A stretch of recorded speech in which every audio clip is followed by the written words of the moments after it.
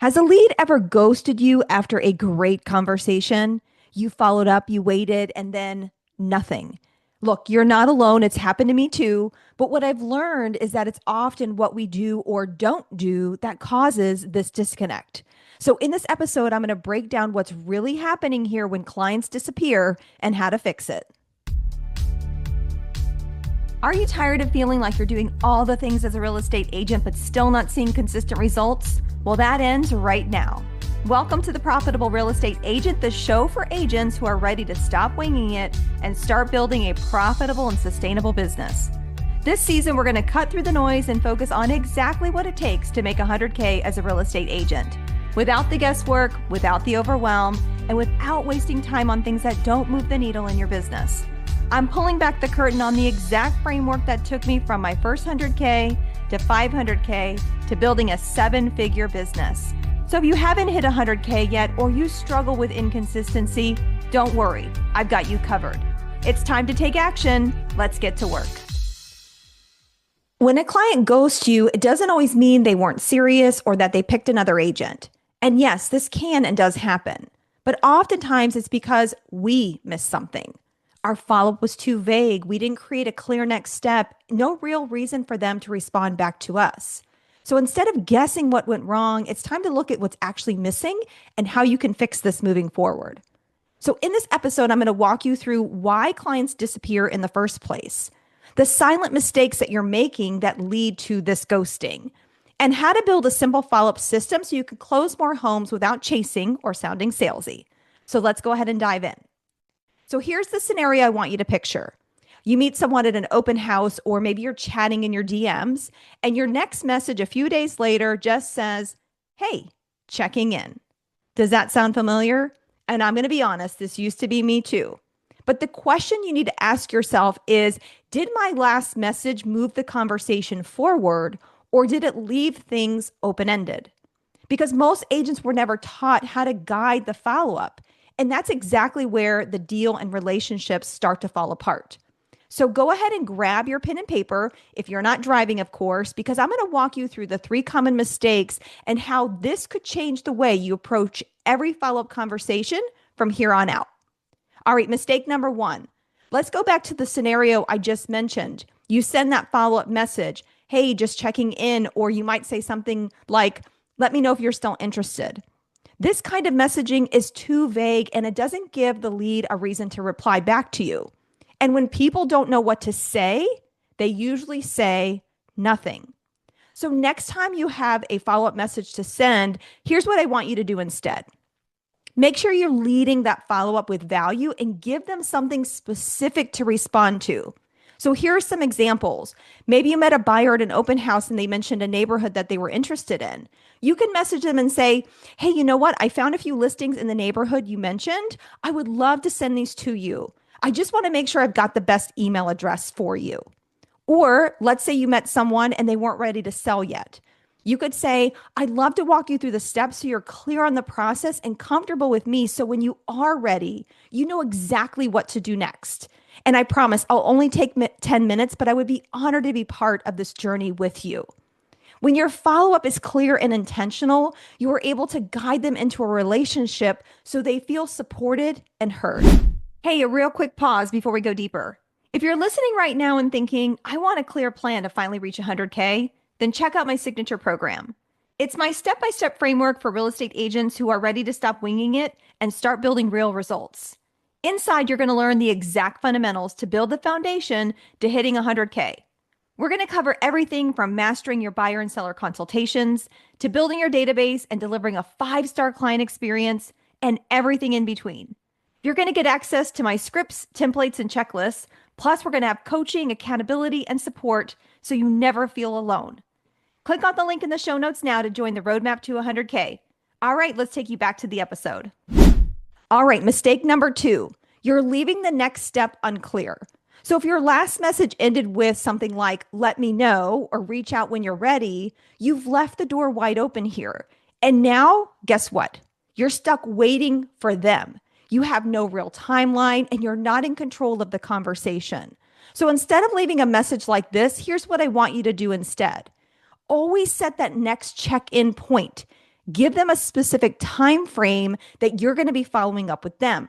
So for example, you could say, let's touch base on Thursday after you get off work to see where we stand. Or, you know what, if I don't hear back from you in a few days, I'm going to follow up next week with a few options that might be a good fit. This keeps the door open and keeps you in the driver's seat.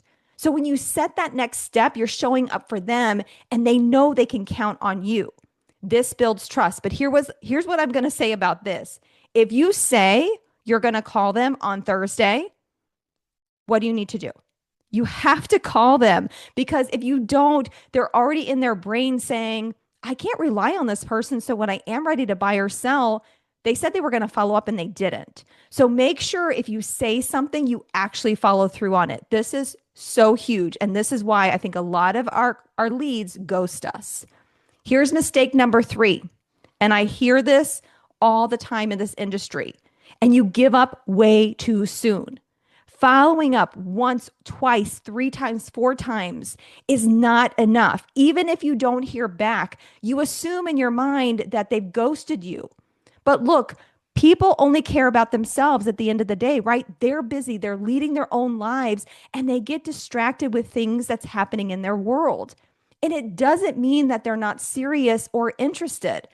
I was actually just on a real estate panel, and another agent shared, it took them 4 years of following up with a specific lead consistently, thoughtful follow-up before the lead actually reached back out. 4 years.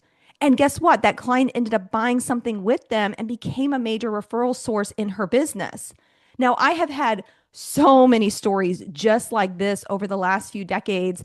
Clients who didn't buy or sell right away, but ended up becoming my most profitable deals and biggest referral sources even to this day.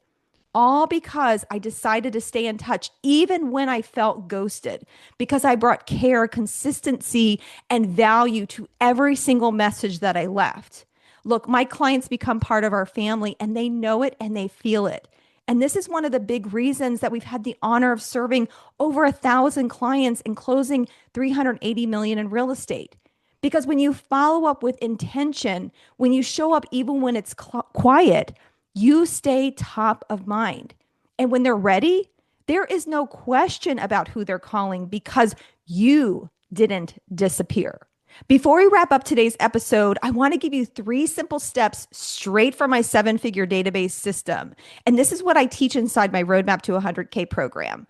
It's simple and repeatable and something you can implement right away.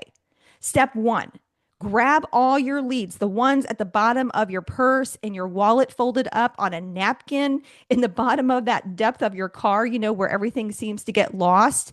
Grab all those leads and get them into one place. Now, if you have access to a CRM, this is where I recommend you keep it because this will allow you to automate tasks, set reminder, and make sure that no one slips through the cracks.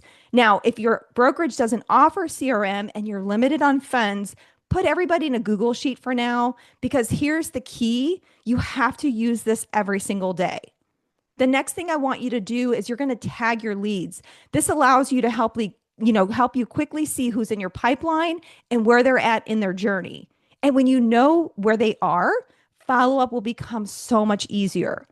And then lastly, step 3 is create a simple follow-up plan every week. I want you to call 2 letters of the alphabet, check your CRM for any tasks or reminders that you've already set, and then do it consistently. This follow-up should be done every single day, and follow what I've mentioned earlier, making sure we're not leaving this open-ended. Don't say, hey, just checking in. We want to be intentional and bring value to the conversation, because when you do, you're going to feel like you're not being ghosted anymore.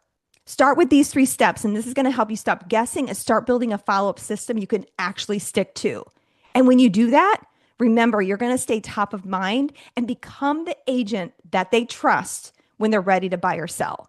So jump over to my IG, the link is in the show notes, and tell me what part of this episode hit home for you and what you're going to implement right away. Bye for now.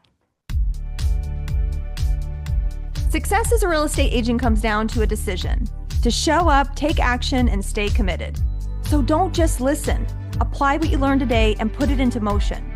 If you need help getting started, I want you to grab my free 60 lead gen strategy guide so you can start finding the right lead gen strategies that'll work for you.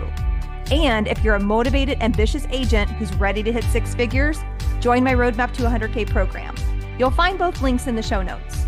If you found this episode valuable, please share it with a fellow agent and leave me a 5-star rating and review, as it helps more agents just like you find the show. Thank you so much for being here. I'll see you next time on The Profitable Real Estate Agent.